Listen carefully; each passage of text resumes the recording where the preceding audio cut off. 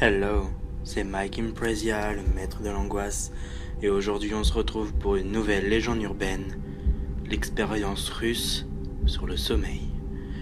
Tout commence en 1940 dans un laboratoire russe. Des scientifiques décident de tester les effets du manque de sommeil. En poussant les choses à l'extrême, ils scellent 5 personnes qui étaient prisonniers dans une salle et les exposent à un gaz stimulant pour les garder éveillés. Les scientifiques les observent. Les micros sont installés dans la pièce. Les chercheurs peuvent également voir leurs sujets par des vitres sans teint, à travers lesquelles on ne peut voir que d'un côté et qui font miroir de l'autre. Rien ne se passe pendant 5 jours. Tout est assez calme. Les cobayes ont l'air épuisés, mais discutent de problèmes émotionnels. Leur fatigue annihile toute barrière sociale. Ils parlent sans tabou. C'est là que les choses commencent à dégénérer. Ils deviennent paranoïaques. Les prisonniers ne se parlent plus, cessent toute communication. Ils sont apparemment convaincus que c'est la traîtrise des autres qui les a mis dans cette situation. Ils se tournent le dos. Les micros captent des murmures inaudibles. Le 9e jour passe. L'un des hommes se met à hurler. Son cri résonne dans les microphones. Il se met à courir dans la pièce et continue jusqu'à sa voix ne puisse plus pousser que de petits cris rauques. Les autres ne semblent pas sciller. Ils semblent arriver à des sortes d'épiphanies qui leur sont propres.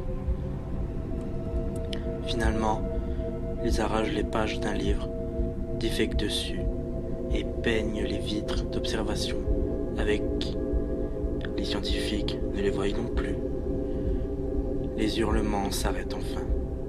Les scientifiques s'inquiètent, mais leur moniteur d'oxygène indique que les sujets sont encore en vie. Craignant que les cobayes se soient évanouis, ils s'approchent et diffusent ce message dans la salle. Nous ouvrons la porte pour tester les microphones. Éloignez-vous de la porte et allongez-vous sur le sol, où vous serez abattu. Obéissez, et l'un d'entre vous sera libre. Nul ne répond, tout d'abord. Puis une voix finit par répondre. Nous ne voulons plus être libres. Les scientifiques ouvrent la porte. Ils entrent, mais sont accueillis par un spectacle macabre. La nourriture des sujets n'a pas été touchée. Pourtant, les bouches des prisonniers sont couvertes de sang. Il leur manque des bouts de peau, ici et là. Des morceaux sanglants de chair ont été arrachés, révélant leurs os par endroits. Les sujets entrent dans une folle frénésie. Ils attaquent les scientifiques avec une force quasi inhumaine, d'autant plus étonnante dans leur état.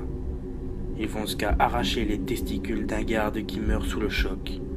5 soldats perdent la vie sous cet accès de rage. L'organisme des sujets semble résister aux sédatifs. 2 d'entre eux perdent la vie avant que les 3 autres ne soient finalement maîtrisés.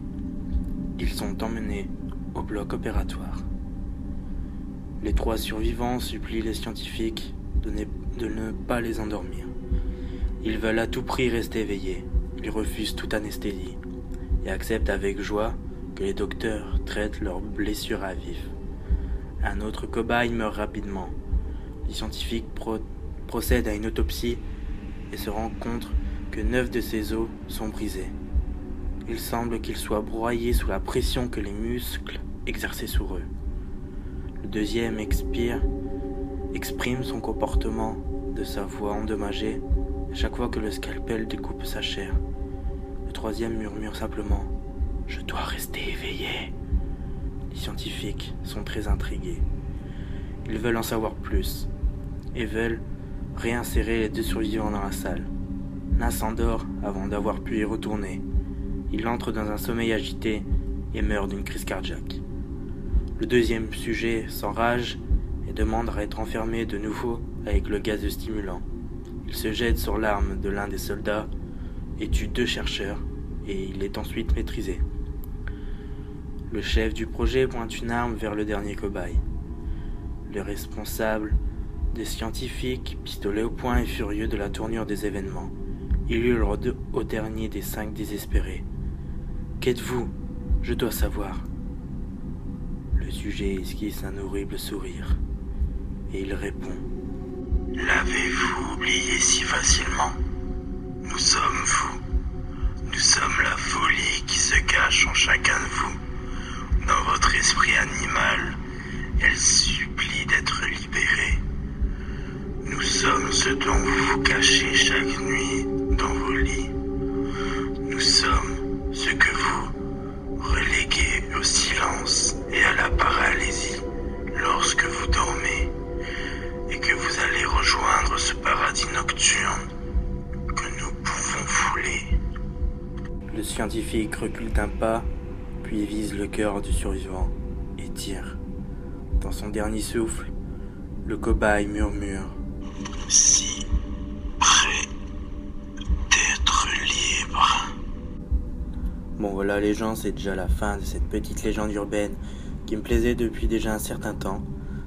Donc je voulais vous annoncer aussi que vu l'évolution de mon montage, il n'y aura plus qu'une vidéo toutes les 2 semaines au lieu de une toutes les semaines. Cela n'empêche pas que je vous tiendrai au courant de tout ce qui se passe. Nous sommes de plus en plus sur la chaîne, je vous remercie vraiment du fond du cœur. Mais surtout, bonne journée.